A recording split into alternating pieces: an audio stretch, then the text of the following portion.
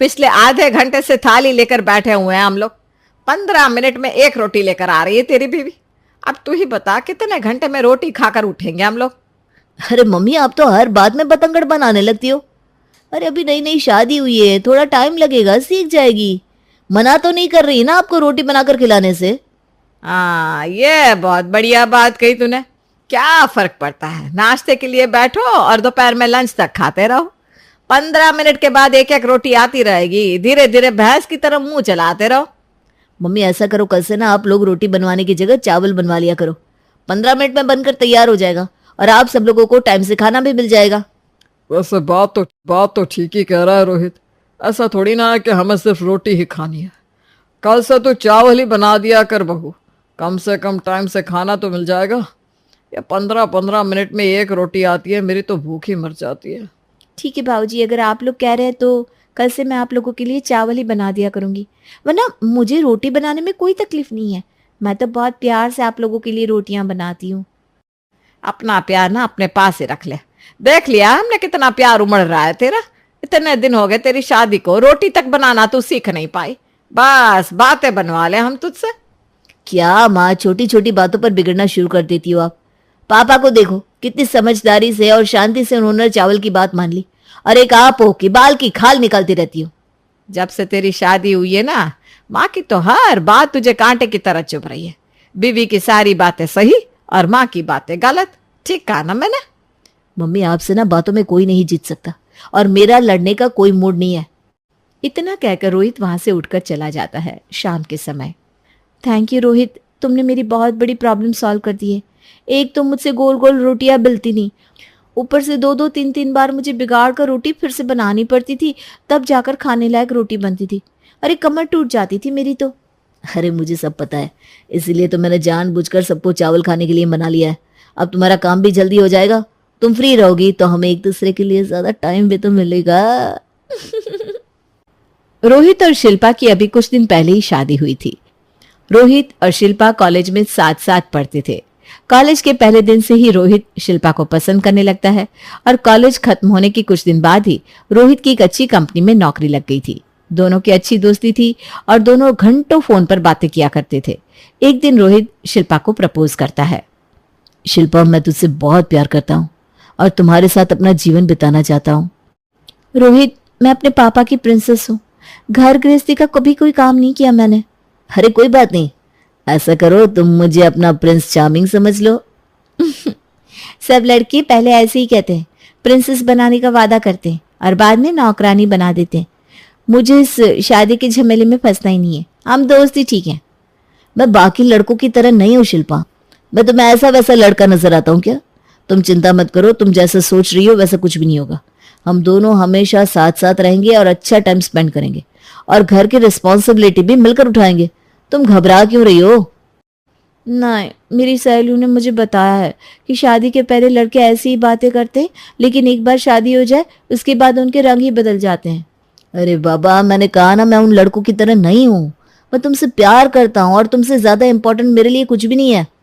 घर के काम कराने के लिए मैं तुमसे शादी थोड़ी ना कर रहा हूँ। घर के काम ही कराने होंगे तो मैं एक नौकर रख लूंगा। रोहित के बार बार समझाने पर अंत में शिल्पा शादी के लिए हाँ बोल देती है। लेकिन जैसा कि हर शादी में होता है, शादी के बाद कुछ दिन तक तो सब कुछ बहुत अच्छा चलता है, क्योंकि वो घर में एक मेहमान की तरह रह रही थी। रोज सुबह उठती, अच्छा सा मेकअप करके तैयार होती, खाना उसके कमरे में ही मिल जाता था। मुंह दिखाई के लिए आए हुए मेहमान उसे देखकर उसकी जमकर तारीफ करते हैं, जिसे सुनकर शिल्पा बहुत खुश हो जाती है।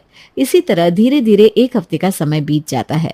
एक सप्ताह के बाद अब सारे मेहमान भी चले गए हैं और तुम भी घर में कंफर्टेबल हो गई हो ना बेटा। तो ऐसा करते हैं, कल सुबह तुम्हारी पहली रसोई की रस्म करवा देते हैं। उसके बाद ये घर और रसोई तुम्हारी जिम्मेदारी हो जाएगी। वही नई बहू के आने के बाद सास को तो रिटायरमेंट मिल ही जाता है, फिर तुम पकाना और हम आराम से बैठकर खाएंगे। सास की बात सुनकर शिल्पा बहुत घबरा जाती है। रोहित, तुम तो कह रहे थे ना कि शादी के बाद तुम घर के कामों के लिए कोई नौकर रख लोगे, लेकिन मुझे तो तुम्हारे घर में कोई नौकर नजर नहीं आ रहा। और तुम्हारी मम्मी तो अभी अभी कह कर गई है कि अब से घर और रसोई की जिम्मेदारी तुम्हारी है। देखो रोहित, मैंने तुम्हें पहले ही समझा दिया था, मुझसे ये सब नहीं होने वाला। अरे गोल रोटी तक बनानी नहीं आती मुझे, और अब ये मत कहना कि सीख लो, क्योंकि ना मुझे सीखनी है ना मुझे बनानी है। अरे मैंने कहा था तुमसे कि तुम टेंशन ना लो, मैं मम्मी से बात करता हूँ, कोई मेड लगा लेंगे। तुम तो बस प्रिंसेस की तरह राज करो इस घर पे और मेरे दिल पे। तुम बस बातें ही बनाते रहना। अरे नौकर लगवाना ही था तो शादी से पहले लगवा लेते। अब तुम जाकर अपनी मम्मी से नौकर लगवाने के लिए कहोगे तो उन्हें लगेगा कि मैंने ही नौकर लगवाने के लिए तुमसे कहा है। अरे तुम छोड़ो, जिसे जो सोचना है सोचने दो, वो सब मेरी टेंशन है। मैं अभी मम्मी से बात करके आता हूँ।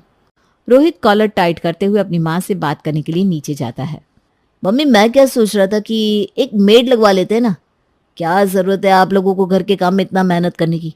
एक फुल टाइम मेड रख लेते हैं, झाड़ू पोछा बर्तन खाना सब वही बना दिया करेगी। आप लोग ना बस आप आराम करिए। अच्छा बेटा, बड़ा समझदार हो गया है तू। लेकिन ये समझदारी तेरी शादी से पहले क्या घास चने गई थी? इतने सालों से जब माँ बना बना कर खिला रही थी, घिस घिस के पूरे घर में पोछा लगा रही थी, तब तो तुझे ये नजर नहीं आया कि कोई नौकर लगवा लेते हैं। अब 4 दिन पहले तेरी शादी क्या हुई, बड़ा नौकर वाला बन गया। ये बीवी की सिफारिश ना मेरे सामने नहीं चलेगी। नौकर इस घर में नहीं लगेगा। अपनी बीवी से बोल थोड़े हाथ पैर चलाए और घर के काम करे। माँ का जवाब सुनकर रोहित अपनी बीवी के पास जाता है। शिल्पा, माँ तो नौकर रखने के लिए मना कर रही है। बस निकल गई सारी की सारी हेकड़ी। देखो, झाड़ू पोछा बर्तन के लिए तो एक मेड मैंने शादी से पहले ही रखवा दी थी, वो तो आएगी। फिलहाल खाने का काम तो मैनेज कर लो। मैं कोशिश करूंगा कि थोड़े दिन में उसका भी कोई ना कोई सोल्यूशन निकाल लूं। और तुम ना बिल्कुल घबराना मत, मैं तुम्हारे ही साथ हूँ। हम मिलकर कुछ ना कुछ सोल्यूशन जरूर निकालेंगे। सास के मना करने के बाद बेचारी शिल्पा को अब पूरे किचन का काम अकेले संभालना पड़ रहा था, जिसके कारण उसे नानी याद आ रही थी, क्योंकि उसने कभी जीवन में रोटियां बनाई नहीं थी।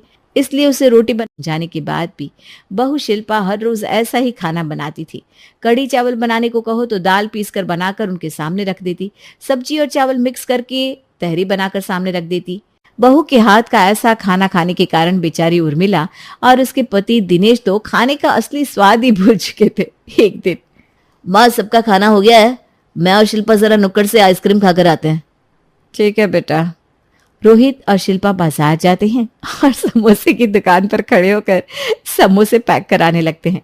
तभी रोहित का दोस्त अशोक उसे समोसे पैक कराते हुए देख लेता है।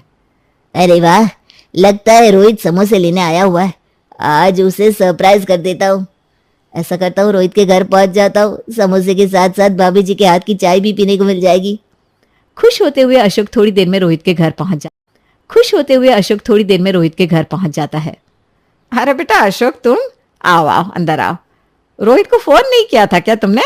वो तो खुद घर से बाहर ही गया हुआ है। आंटी जी अभी तक आया नहीं क्या?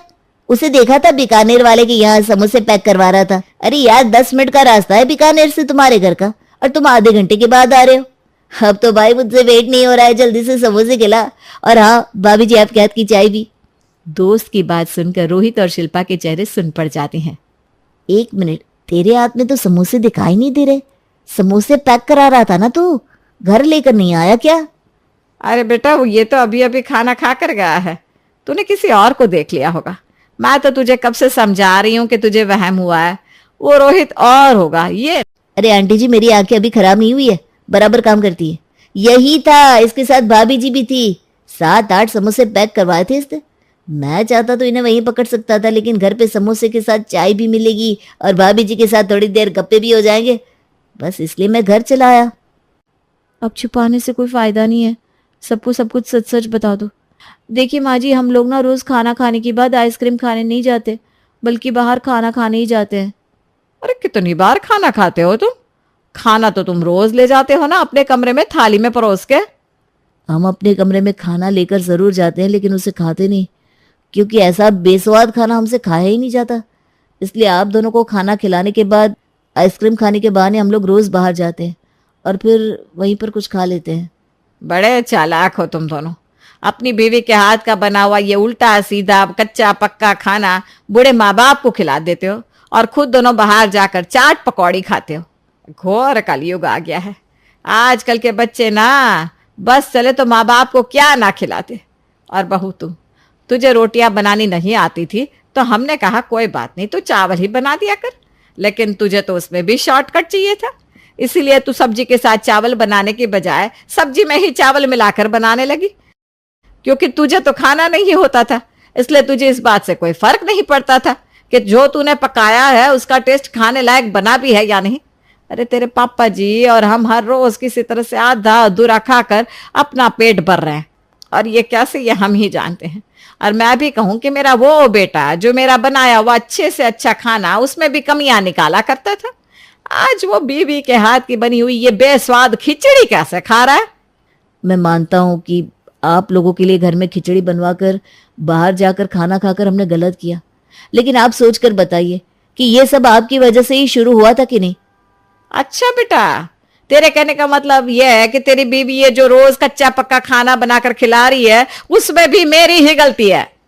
देखो माँ, बातों को घुमाओ मत। शादी के 1 सप्ताह बाद ही मैंने आपसे कहा था कि घर के कामों के लिए एक फुल टाइम मेड लगा लेते हैं, लेकिन आपने मेरी बात नहीं मानी। सच्ची बात तो यह है माँ कि शिल्पा को खाना बनाना नहीं आता और ना ही खाना बनाने में उसका कोई इंटरेस्ट है। उसे तो घर को सजाना, घर के बाकी काम करना अच्छा लगता है, लेकिन खाना पकाना अच्छा नहीं लगता। अब अगर एक लड़की की शादी हो गई तो ये कोई जरूरी तो नहीं ना कि जो काम उसे पसंद नहीं वो भी उससे जबरदस्ती कराया जाए। लेकिन आपने अपने आगे मेरी एक नहीं चलने दी। आपकी जिद के कारण ही मुझे शिल्पा को खाना बनाने के लिए मनाना पड़ा। अब वो काम जो वो अपनी इच्छा से नहीं कर रही है वो तो ऐसा टेढ़ा मेढ़ा ही होगा ना, क्योंकि खाना बनाने में उसका मन नहीं लगता, इसलिए वो किचन में काम करने से बचने के लिए शॉर्टकट ढूंढने लगी। और रिजल्ट ये हुआ कि घर में खाने के नाम पर ये बेस्वाद सी खिचड़ियां बनने लगी जिसे वो खुद भी नहीं खा पा रही थी। अशोक बिल्कुल ठीक कह रहा है। हम दुकान पर गए थे और हमने समोसे खरीदे भी थे, लेकिन वो समोसे लेकर हम घर नहीं आए क्योंकि पार्क में बैठकर उसी समोसे को खाकर हमने अपनी भूख मिटाई है। माँ की जिद के कारण हमें रोज बाहर का अनहेल्दी खाना खाना पड़ रहा है। और माँ, ये कोई हमारा शौक नहीं है, मजबूरी है। अरे कोई जरूरी है क्या कि अब आप सास बन रही हो तो हमेशा सास की अकड़ में ही रहोगी? बहू को अपनी बेटी समझकर 1-2 बातों में थोड़ी ढील भी दे सकती हो। ऐसा करने से आप थोड़ी कम सास नहीं हो जाओगी? रख लेने दो ना माँ एक कुक, कम से कम रोज रोज ये सब्जी चावल मिली हुई खिचड़ियां तो नहीं खानी पड़ेगी। मम्मी जी, मैं प्रॉमिस करती हूँ, खाना बनाने के अलावा बाकी कोई भी काम होगा ना, मैं कभी किसी काम से जी नहीं चुराऊंगी। बस प्लीज खाने के लिए कुक रखवा लीजिए, बाकी घर के सारे काम मैं खुशी खुशी करूंगी। अच्छा ठीक है ठीक है, अब तुम दोनों ये ड्रामा बंद करो। और वैसे भी मैं बहू लेकर आई हूँ, घर के लिए नौकर थोड़ी ना लाई हूँ। ऐसा थोड़ी ना है कि अगर वो काम सही से नहीं कर पाएगी तो वो हमारी बहू नहीं रहेगी। चल ठीक है, रख ले तू एक मेड, लेकिन उसके भरोसे मैं सारी जिंदगी खाना नहीं खाने वाली।